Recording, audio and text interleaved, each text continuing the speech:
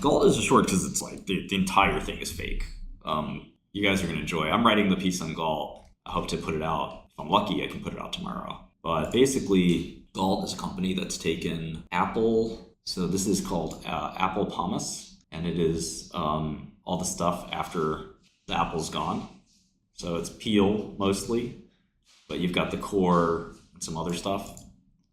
So they basically take apple pomace and put it in an IV, and they put it in an IV for NASH. They extract the carbohydrate, they put it in an IV, and this is their treatment for NASH.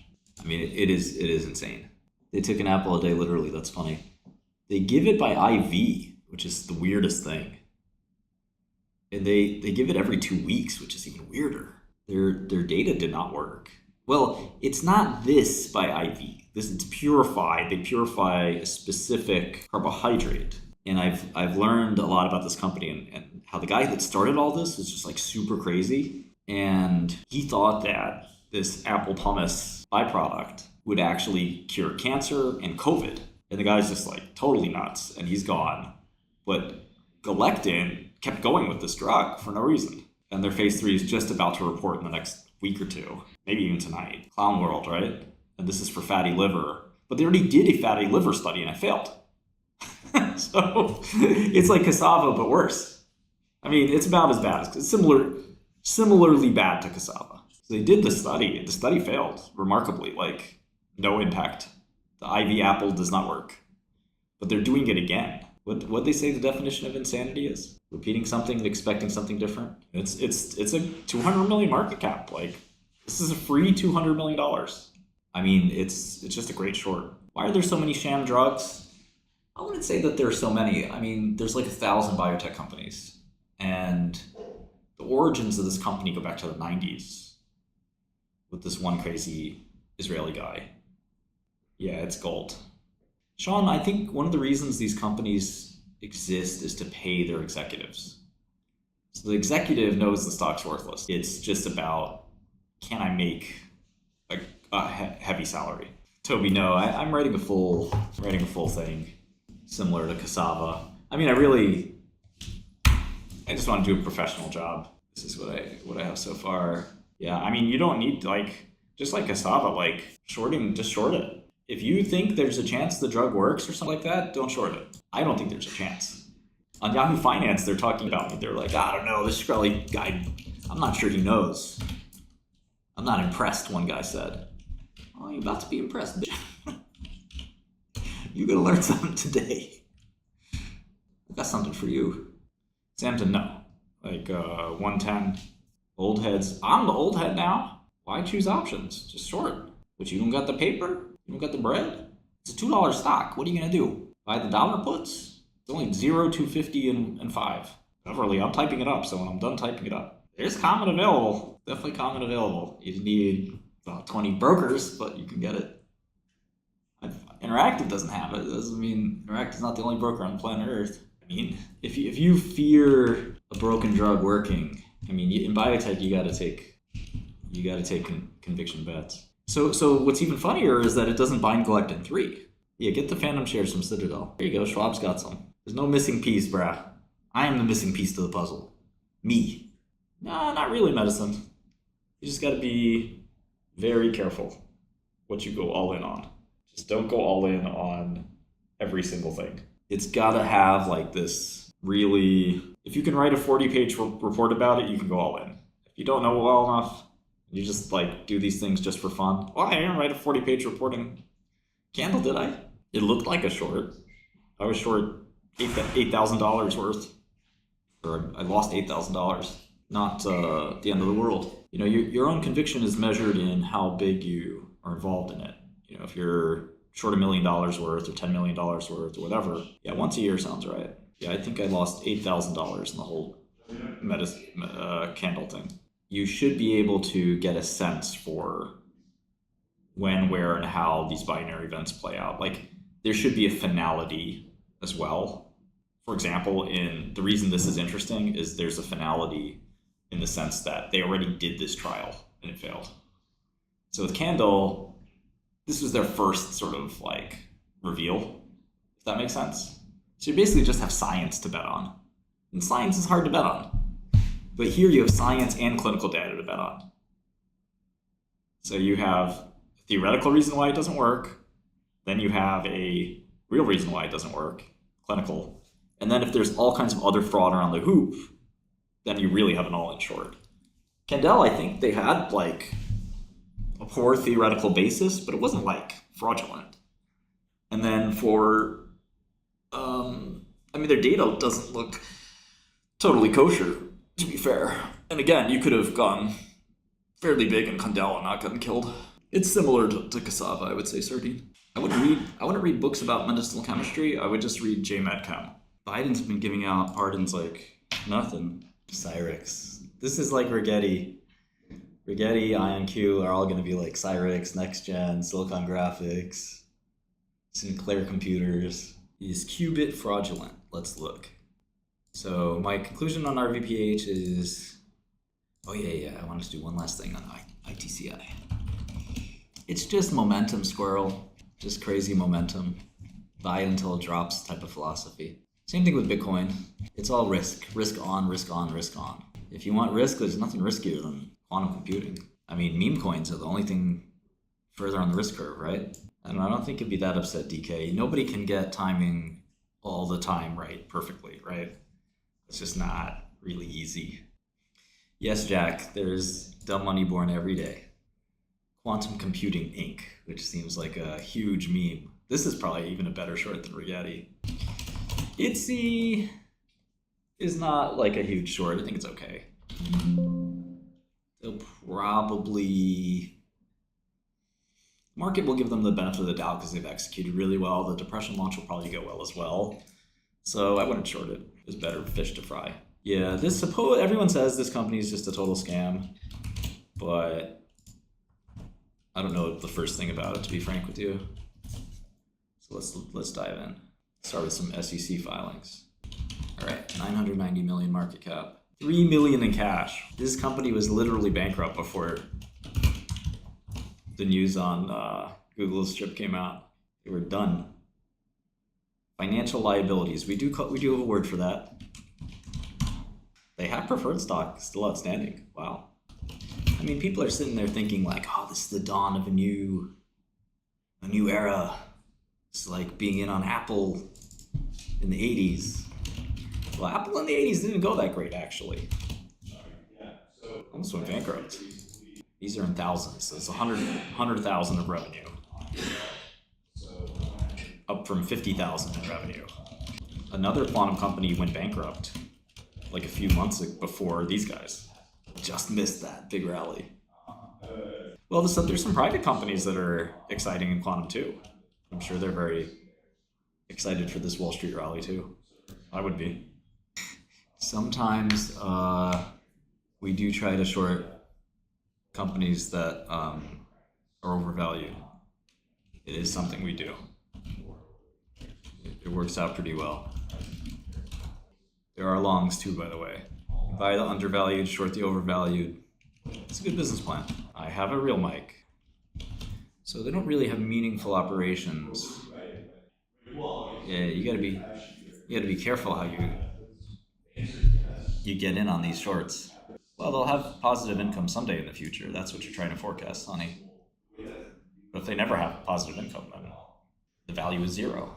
Okay, so the quarter before they had 180K in revenue. This is like a used car lot does more revenue than these guys.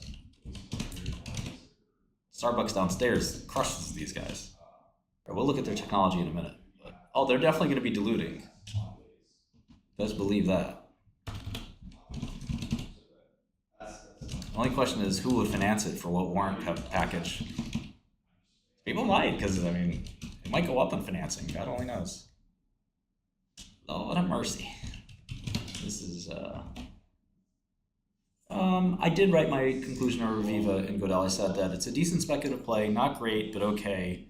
The drug obviously works. They need financing. They don't have a patent, which is not great. Make sure you sign up for Godel. Then they had 27,000 in revenue.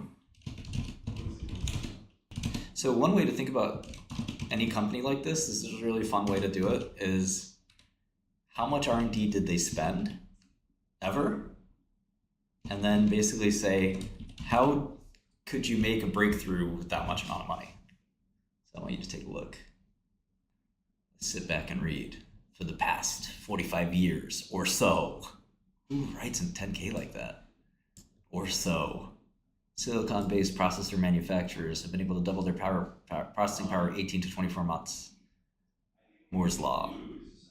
It's increasingly difficult. Conventional computers are known to struggle with optimization problems known as NP-complete problems, which can in principle be solved by conventional computers, with the caveat that the time the solution will grow exponentially with the size of the problem. NP-complete problems require complex calculations that can't be performed with reasonable time.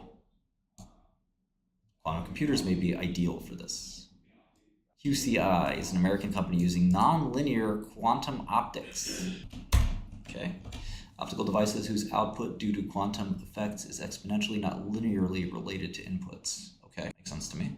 To deliver quantum products for high-performance computing applications, designed to operate at room temperature, use low power, sounds great. Founded in 2018. Was developing enterprise software for quantum photonics. Acquired QPhoton, so this is their pivot, which is a hardware company. And they used their software platform, which was Catalyst. Okay, entropy quantum computing. Wow. Uses the environment to drive controlled energy loss in a photonic architecture. Using quantum measurements of single photons as a source of feedback. The energy loss of the system is driven to a ground state solution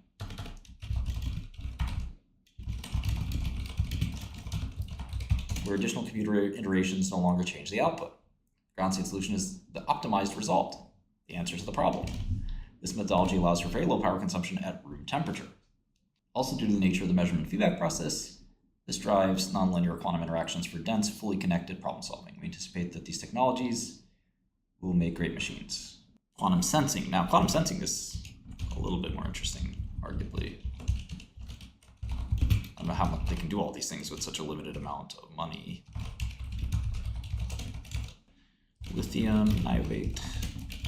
Okay, they have a device, theoretically, called the 𝗬𝗏3. Anyone bought one of these? Okay, so they've sold... This is great. Products, services. All right. So in the products column, I want you to make sure you see this chat. This is 2023. 2022 revenue, products was 0. Services was $135,648. I wonder, did some of you guys make more than $135,648 in 2022? Anybody raise their hand? 135,000? Yes, no?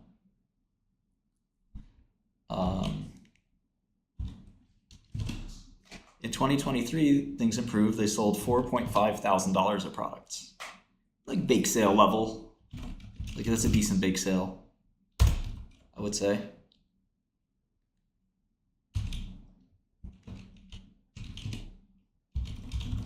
And their services did go up to 300,000. Oh, let's look at the bios. William McGann, he's 66. CTO at Leidos Holding. Doesn't look like a quantum guy. This guy was at Bridgewater, CFO. And this guy's the chairman. He just knows the CEO from back in the day. The chief quantum officer, let's look at this guy. He was the CEO of QPhoton. So he made QPhoton. And he was at Northwestern, Chinese guy, Michigan State and Northwestern. Okay, then there's some board of directors people. Salaries, trying to see like what percentage of like the cash compensation, okay, is 1 million total just for these 3 guys, none of whom are doing quantum research. Here is their income statement. So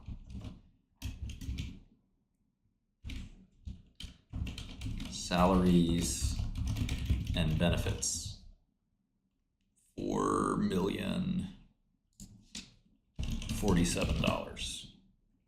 $4,047,000. Okay, professional services, so audit, legal, $800,000. R&D, $6 million. Okay, so what I was saying earlier is if you look at R&D, okay, and you ask yourself, does $6 million of R&D get you cutting edge quantum technology worth $1 billion? Doesn't make a lot of sense, does it? Stock is green, we buy green. Green go up. Stock-based comp is worthless, but now it's worth a lot. So stock-based comp worked out for these guys. So again, spending $6 million in R&D, and the year before they spent $4 million. So in 2 years, they've spent $10 million, call it $11 million. And we're led to believe that this research is worth $1 billion. I don't know. Yeah, I mean, you just need some equipment. Just the equipment alone costs money. Let's see how much capital equipment they've spent. I wonder how much. Property and equipment. They have $3 million of equipment. I don't know how much experiments you could do with that. Maybe you can.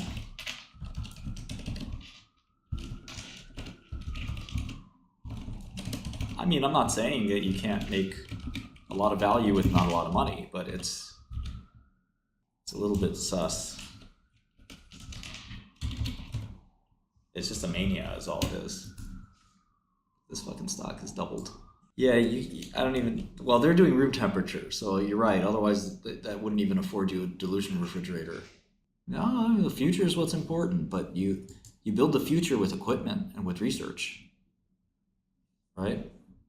Just because you say, I'm going to build a quantum computing company doesn't mean, one, that you will, or two, that it'll be worth anything. Stay away from this stuff. It's all going to zero. It's like 3D printing. I mean, if you think you could ride the wave up, ride the wave up. But I mean, this qubit looks like mortgage the house and short it. Oh, we're going to look into the R&D. Don't you worry. Don't you worry, buddy. I got something for you. You think we weren't going to look in the R&D? We want to know what they spent that $10 million on. Want to know? Putting photons to work. They sold $5,000 in 2023. Was that one machine? I need to know this. How many of the boxes you sold? Huh? With whom stuff we work with. This makes biotech, this makes like the biotech companies they short look real. Ticket cart, Beverage Group Holdings Inc. And then it became QUBT on the OTC exchange and they upgraded to NASDAQ. Come on, man. Oh, they're in Hoboken. We should go visit. They have $6 million of computer and lab equipment. They were this close to bankruptcy. I want to know how many systems they sold. 0. Come on, man. Come on, man. Nada. In case you can't see that. Oh, wait, my bad. Oh, okay. They sold, for 9 months, they did sell 27,000. They did sell 27,000. Let's go back. See what quarter they.